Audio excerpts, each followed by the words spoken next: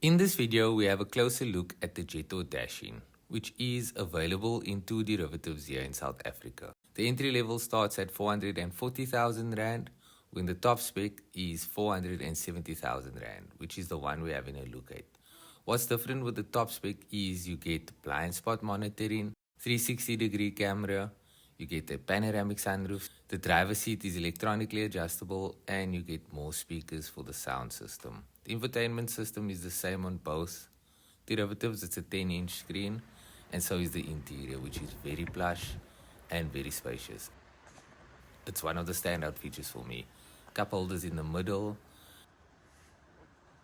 and the build quality on the doors are very nice, very plush, beautiful looking. Some nice holders over there, panoramic sunroof, and I just like the simplistic, minimalistic look.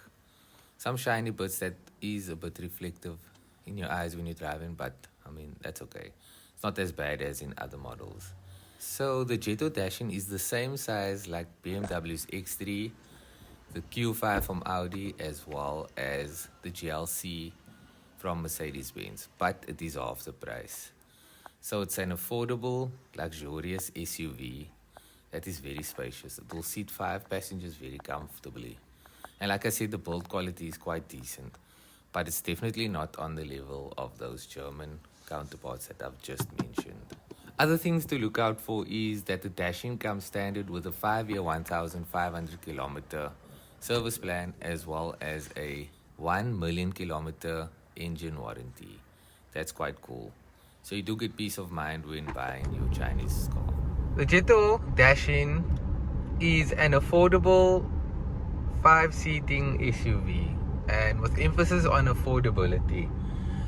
Jetour is a company new to the automotive marketing. They fall under the Chery group, but they're not as close to the Chery group as what Omoda and Jaecoo is. Jetour stands more on its own, and it is more focused on affordability. They also said that they will be focusing on travel, while that their focus is on travel and on off-roading.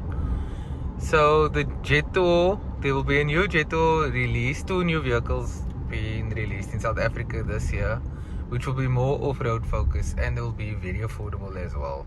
I think it would be popular here in South Africa because of our market and what we need. So this car, the Dashing and the X70, which is on the channel, has caught a lot of slack because of the quality. Not so much the build quality, like you can see here, is a bit plasticky, but it's nice. The leather seats are nice. I mean, the leather covering over here, nice. The buttons are a bit simple, and like, listen to this. Sounds a bit like a microwave. But I mean, if you're looking for an affordable car, that's what you're gonna get. With the Dashing, they're just adding some extra luxury features to it, like panoramic sunroof. Look how big that is. Massive. It stretches all the way to the back. No option for black roof lining though, and there's no other option for anything. You just get the 2 models.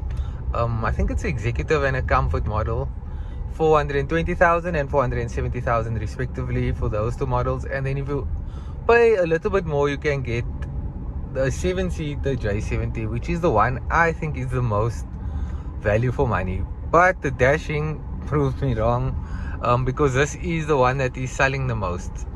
It's the most popular in terms of sales. What's the ride quality like? It's not the best. Like, look at this. The steering is very vague.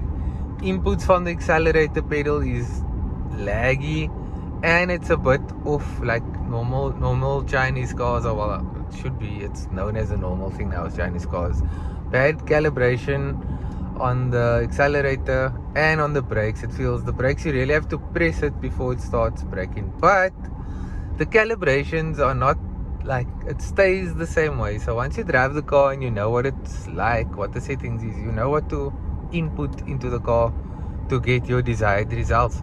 Like with the steering, this is not a race car. It's just comfortable. It's very light, so it is kind of vague, but it does the job, and you're getting what you're paying for. This car is the same size like a X3 from BMW, same size like a VW Tiguan, Kia Sportage, RAV4. So there's a lot of rivals, but it's almost half the price of most of those vehicles. This is priced at 420,000, where with the Tiguan you're gonna start at 700, maybe 800,000. Same goes for the Sportage, with from Kia and BMW. Let's not even talk about it because you can pay over $1 million for that. But this is not as luxurious as that. It might look as luxurious, but the feel, there's a definite disconnect in the two feelings. Well, not disconnect, but there's a definite difference in the leather and the way the materials are finished in this vehicle compared to, say, like a BMW or the Tiguan. What I do like is that these shiny bits in the middle, they are not too reflective. They are a bit junk, but like I've seen worse in other new cars. What do I like about the Jetour? I like the price. It's an honest drive. It feels comfortable. It feels relaxing driving this car. It's not like I want to speed and rush anyway. It's just that calibration that's really off-putting to a lot of people. Because like when you want to take a gap in traffic, that's when it gets tricky. Like if you just want to dart somewhere quickly and you put your foot on this pedal, it takes a while before it registers, and then you go, and when it goes, it's a bit jumpy, and the turbo scopes in, and it's just like it just feels very nerve-wracking, and it's not pleasant. It has reverse view camera, 2D options. It's 360, I think. Yes, 360, but not as intricate as most other cars. But it's there. It works. The car looks nice and clear, and you can see it. And it activates when you put it in reverse. I think that's quite cool. It's powered by a 1.5 liter turbocharged petrol engine. It makes 115 kilowatts and 230 newton meters of torque to the front wheels via a 6-speed dual clutch transmission. The transmission, like I said, with the calibration of the accelerator pedal, it's whack. It's not good. But the shifts are decent if you use the pedal shifters. It's decently responsive, and the car does power up nicely once you get the hang of the calibration pedal and all of those things. As far as I'm concerned, this is a good buy. There are some rivaling cars to look at, but it's going to be a bit smaller than this. You're not going to get one as spacious as this and claim to be as luxurious as this. From the outside, it's not the most attractive looking car. There's a lot of bits that it looks like other cars. Like in the front, it has some bits chained from other cars, and then on the side as well. But that's typical to Chinese, and it is the perception. And like I said again, you are getting what you're paying for. Yeah, that's it for me, guys. What do you guys think about this vehicle? Please comment, let me know what you think about it. I know there's been a lot of negativity around this car and the whole Jetour brand, and mostly with Chinese vehicles.